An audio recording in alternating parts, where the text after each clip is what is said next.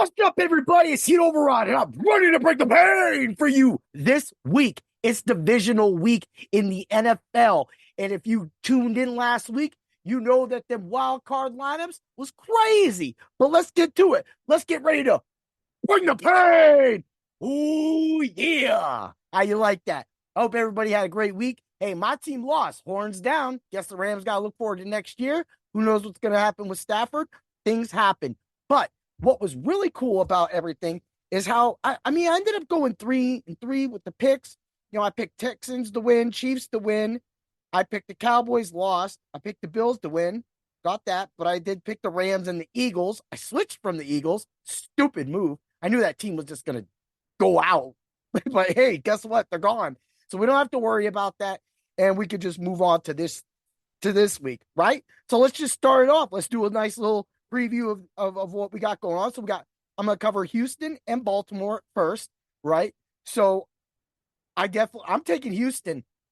Baltimore, one of these, maybe I'm wrong. Maybe I'm wrong. San Francisco, Baltimore come out and smash. But it always seems like at least one of the teams that was on a bye would always lose. Now, in the past, when there was 4 bye teams, I get that. But now we got 2 bye teams. And between the two, I think the one that's going to lose would be the Ravens. I think San Francisco's coming out, and they're just going to shove McCaffrey right down poor old Green Bay's throat. But hey, that's what happens. They just do it. And San Francisco has been playing at a high level. They've given the defense has been resting all this week. They've had time. Green Bay came out last week. Okay. Wait, I gave you guys Aaron Jones, and that was the big part. So let's stay with the Houston. Baltimore's side, it's Lamar Jackson. Look, Flowers is inconsistent. Andrews was looking like he was going to come back. He's not. So that means likely is definitely likely to play. If you want to go with that, he's going to be the more consistent. And it always seems like Gus Edwards will always get you that touchdown. But again, this is going to be like a showdown slate. So this is why when I say experts don't like giving out lineups at all, they only give you out a few people, is because when you get to this time of the year, you give out a lineup, it's either going to be really good or really bad. And that's what happened with my Ultra Contrarian show last week. Even though the lineups were almost the same, just a 1 or 2 player difference was a difference of almost 70 points between the lineups. And that is what I try to preach, and what a lot of people preach when it gets to this. It's more of a showdown slate. We only have 4 games. So this is just like, like if they would give you a Sunday, Monday, Tuesday, or a Thursday game, or this is like, a Thanksgiving Day game where they do the Thanksgiving Day games and they threw the Black Friday game in on a slate. So you only have 4 teams to choose, or 4 games to choose from. So your player pool is going to be limited. That means you have every chance to go for a player that will go off and be contrarian. So you're going to have to check out my Ultra Contrarian show, because we got that for you. And at the end of this show, I'm going to have the macho pick of the week. Yeah.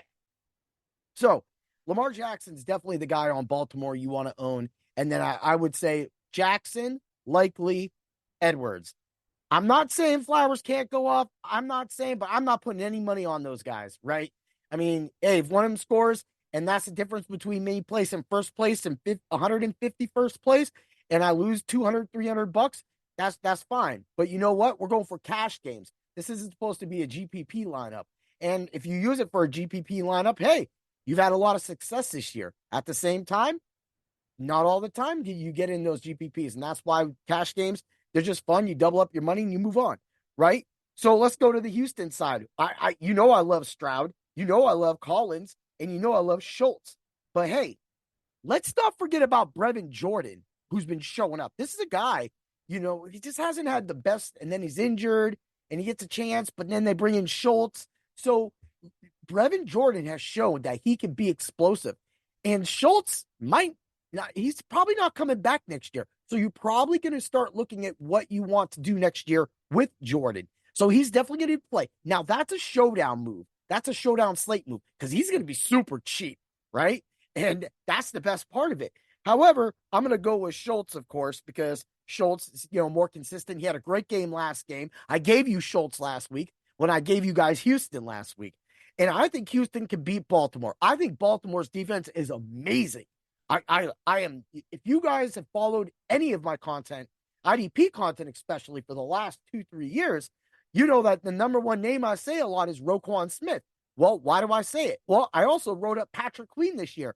They have a team that is strong and that they're strong up front, right? But in the secondary, I mean, Hamilton be laying the hammer. But every once in a while, them corners do get beat. And Collins and them are the type of receivers who can beat them. Plus, Robert Woods is a little more healthier this week. And with no Noah Brown, they're definitely going to have to pepper somebody. So look for Woods to get a couple extra points. You know, that's why Brevin Jordan's going to be in there. And of course, Schultz. But hey, let's move it along. Green Bay, San Francisco. Well, you know, I like Debo. Purdy's in play too. And McCaffrey's definitely in play. Now, he is super expensive. So if you're going to go heavy at receiver and try to get points, well, then you're going to have to give up one of them for McCaffrey on any kind of slate, especially FanDuel. FanDuel, he is super expensive. Hey, DraftKings has him at 88, but FanDuel's got him at like 10-8. And that's just insane.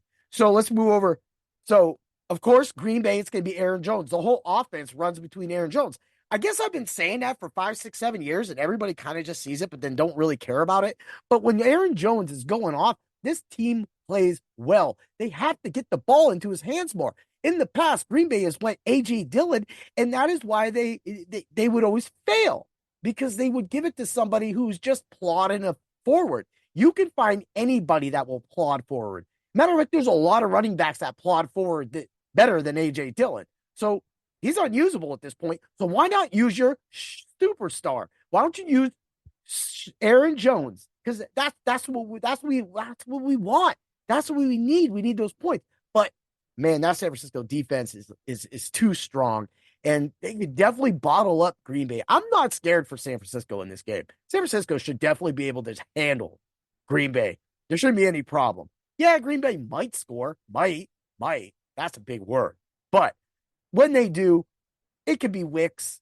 And I love Musgrave.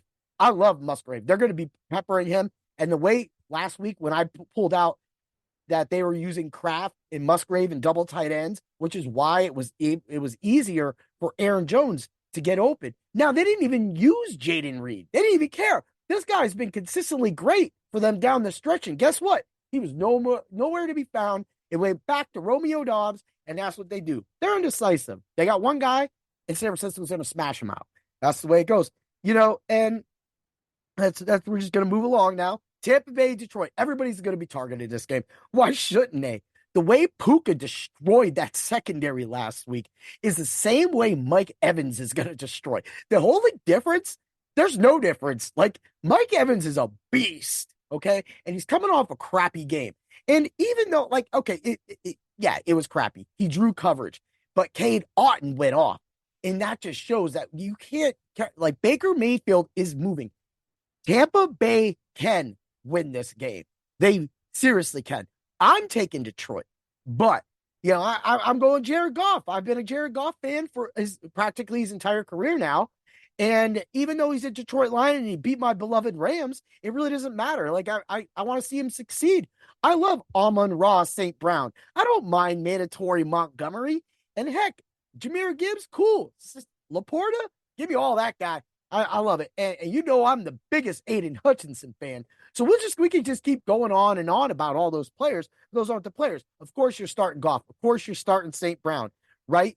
And Tampa Bay is strong up front. So this might be another one of those games where Montgomery gets his normal work, but he's probably not going to have that big explosive game. It's going to take Gibbs coming out of the backfield. But that's what I thought last week would really work for Detroit against the Rams, and they really didn't need to use that. They really didn't use them. So maybe they were holding off on those Gibbs plays for this week. Regardless, those are going to be, you know, St. Brown, you got Goff, you got Gibbs.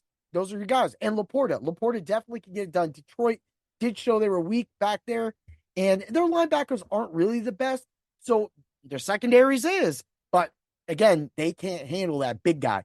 And Chris Godwin's still out there. So this is a task for Detroit. This is the same thing like with the Rams. You're facing two offenses in a row that you have to outlast. And if it wasn't for, you know, two calls not getting made, the call on Goff, or the call on Stafford for roughing the passer, okay, they let that pass, but Higbee clearly was defenseless receiver, and that could have gave the Rams this win. Unfortunately, that's not what happens. And so we're going to move over. Evans, White, and Otten. I love those guys. I've been the biggest Cade Otton guy all year long. When I saw people getting on Cade Otton, I'm like, yo, you should have been at Dr. Roto. You would have been on Cade Otton all year long. And you're like, well, he didn't really have that good of a year. But guess what? He was always like minimum, 3,000, 3,100, 3,200, 2,900. You were playing tight end. And for those weeks that he paid off, like last week, when he catches 8 balls off of 11 targets, that was a perfect guy. He was in all my lineups, and it helped you cash. So, you're going to have to check out my Ultra Contrarian show because, hey, I might have some players on there like I always do. Oh, yeah. Right? So let's move over to Kansas City and Buffalo. Man, everybody's looking at Tampa Bay and Detroit. Man, this Kansas City and Buffalo game looks fun. And I'm telling you right now, the snow we're getting in Erie, Pennsylvania, it ain't cool. It is not stopping. That game is going to be snowy, and they're going to be running the ball. That means you're going to be looking at Josh Allen running, maybe a little bit of Mahomes running. Those quarterbacks, that's why they're game breakers. They make things happen with their legs when things are breaking down, when things are covered. You see all the other quarterbacks that suck, and they're just sitting back there getting whacked, right? Why would you want to get whacked? Why not just throw the ball away? It feels much better to just get sacked from behind by people and just get some helmet rammed in the back of your neck.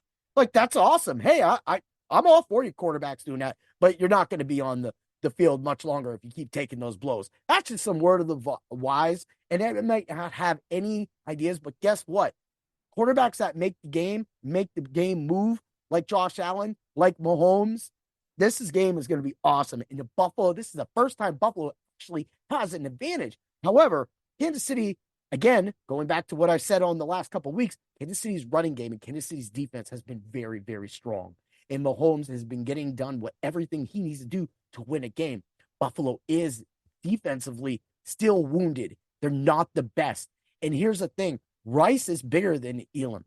And Elam created a really bonehead play for the Steelers. And then on the next play, he was able to get an interception in the end zone, or the next play after that. Anyway, you know the interception I'm talking about. If the Steelers score that touchdown right there, they run Najee the way they should have, but they didn't. They gave him one, he lost a yard, and then they throw an interception, right? So if they would have ran that, they would have had a tie game before Buffalo went and scored that touchdown to put them ahead. So they have to watch, because Kansas City will be taking advantage of that. They're not going to play around. That's going to be a Kelsey touchdown. And for that being said, so you're looking at Mahomes, Rice, Kelsey, and Pacheco. And then on the Buffalo side, I'm going Allen, Cook, and Kincaid. And then Diggs. Diggs is going to be more like move the chains guy. Kincaid's going to be getting there. And of course, we already know Dawson Knox. Remember what I said a couple weeks ago before the playoff side stopped? I said Dawson Knox, if he plays 2 or 3 games, could probably have 2 touchdowns in all these games. Well, here's his second game. He might have his touchdown now, or he might get it next week if Buffalo moves on. But however, this is what's going to happen. So I'm taking Buffalo to win this game. The weather's going to be really bad. They're at home. And Kansas City just looked beat going into the end of the year until they got Pacheco back. And if Buffalo can get up on them and they have to come away from Pacheco, depending on the weather, which is still right now, there's just a lot of snow out there, and it ain't even game time yet. And there's supposed to be a lot more snow coming through before game time, all the way up until game time. So this, again, it could be a snowy game, slippery. That does benefit the offense. So one quick pass over the middle, dude slipped, bam, touchdown, Shakir. I wonder why I would say that name. Anyway, let's move along. So you got all my picks. You got the ideas. You got the plays. So let's get to the watch your pick of the week. Yeah, I know you were waiting for it. Oh, cylinder. Yeah. It's none other than Mike Evans. I told you last week, Puka Nacua was going to destroy Detroit's secondary. Evans is the same type of player. I don't know how he cannot destroy them the same way. Detroit's going to be worried about him, but believe me, you can't be putting Branch on Evans. You can't be doing any of that. Evans is a big dude. And when they need him and they start chucking the ball at him, right, he's going to catch it. So you're looking at right now, if you want to play alt line over 50 yards, Evans, that's probably like a good idea. That'll get you. But Evans easily could break 100 in this game. I mean, like I said, look what Puka did last week. And the Rams didn't even need Cooper Kupp, which Cooper Kupp is technically the Godwin of this week. So when you throw, I'm not saying Godwin can't, catch 8, 9 balls, but if Evans goes 5 for 143 and a touchdown, I'd rather have a piece of that. So that being said, that's going to be your plays of the week. You got to look for that. And hey, I might have gave you away a little prop bet there for Mike Evans. Do it. Get that touchdown in. And tune in to the Very Contrarian, my Ultra Contrarian show, so you can get the Very Contrarian lineups and get to the website. Read all of the articles. Get the content. The college basketball guys are still killing it on the one and done. Jay, Mike, Eric, whoa. They are putting it in, and they're putting it in hard, right? They're going and they got these guys. They're in there. When I say get to the subs only Discord, I mean they're in there. Players are getting pulled. They're telling you who to move in, move out, move this guy, move there, right? And they're cashing. I say it every week. They're cashing. Do you not like money? I like money. And guess what? Our guys win it. Oh, yeah. Have a great day, everybody. And may the points be with you. Ooh, yeah.